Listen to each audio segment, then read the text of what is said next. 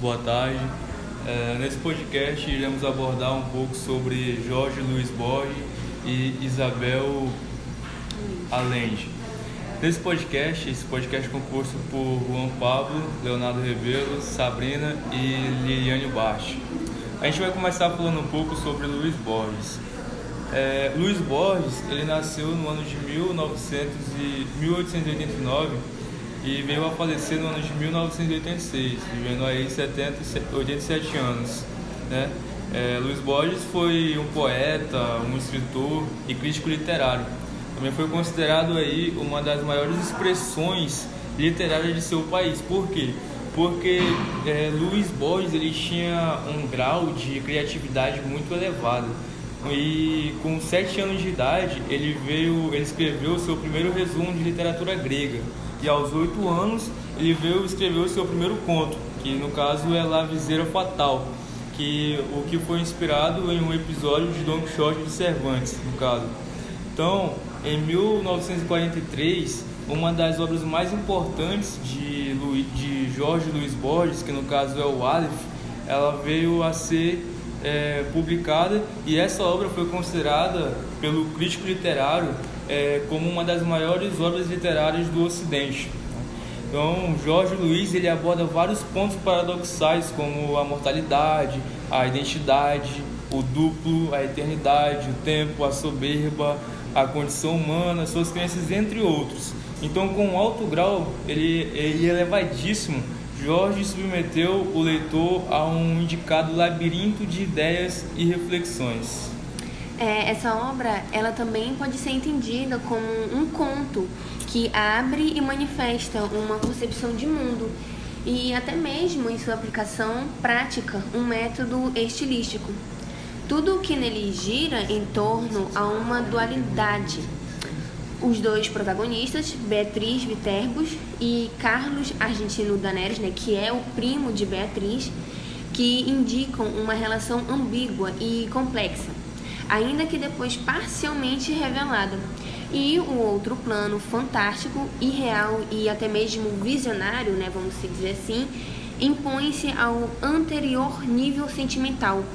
É com esse duplo prisma que podemos detectar na obra O Aleph um instante de convergência do meramente sentimental num nível de mistério que nos pode levar a pensar como na estilística de Borges, que existe sempre uma vigilância do fantástico sobre o corriqueiro, uma estreita observação que com certeza, sem dúvidas, raras vezes se pode considerar religiosa.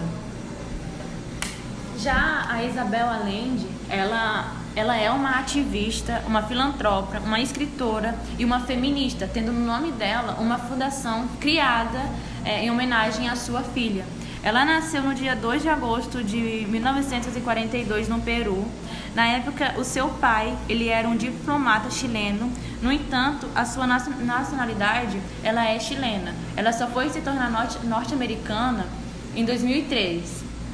Isabel ela é considerada uma das maiores, uma das principais, na verdade, revelações da literatura latino-americana. Na década de 1980, sua obra é marcada pela ditadura no Chile, implantando com um golpe militar que em 1973 derrubou o governo do primo de seu pai, o presidente Salvador Allende.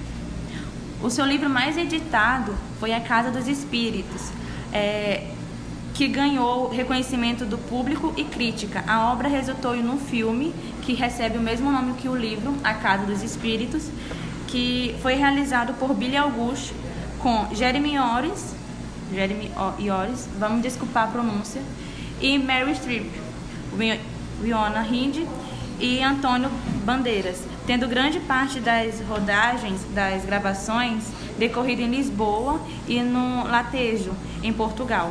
Em 1995, ela lançou o livro Paula, que escreveu para sua filha que estava em coma devido a um ataque de porfíria. Como a autora não sabia se a memória voltaria após a saída do coma, Isabel resolveu contar a sua própria história para auxiliar a filha a lembrar dos fatos. Paula passou a ser então um retrato autobiográfico. E no ano de 1995, a escritora criou a fundação com nome próprio, com o objetivo de incentivar o empoderamento feminino ao redor do mundo. E a fundação nasceu em homenagem à memória da filha dela, que se chama Paula, que veio a morrer aos 29 anos, mas que dedicou uma parte da sua vida a trabalhos voluntários. E sua mãe, Isabel, queria continuar com o trabalho iniciado pela filha. Isabel foi convidada por uma amiga para fazer uma viagem até a Índia, na tentativa de superar o luto pela filha e voltar a produzir livros e etc. E então, com essa passagem, ela chegou a ver algumas coisas, tipo... Ela viu alguns relatos muito machistas e viu que algo estava muito empregado a uma região muito machista. E ela não aceitava isso, porque ela defende a importância de cuidar do outro além de si e milita pela força e autonomia de todas as mulheres. Porque, segundo ela, só foi possível chegar onde chegou porque teve acesso à educação, controle sobre a própria fertilidade e independência econômica. As obras de Isabel Allende são marcadas pelo diálogo que ela tem em relação à política. Ela critica muito e se você for ler as obras dela, você vai ver que tudo se retrata em política. A obra que inspirou o filme A Casa dos Espíritos conta a história da família Trueba, composta por mulheres incríveis e uma patriarca terrível, dando destaque à história de Esteban Trueba, um pobre homem que conseguiu se tornar um dos fazendeiros mais importantes do país, que não é nomeado. Muitos consideram que Allende teria se inspirado no próprio Chile e que, por detalhe, era extremamente detestável, violento e machista. Esteban tem uma esposa chamada Clara, uma filha chamada Blanca e uma neta chamada Alba, nomes com significado em comum, branco.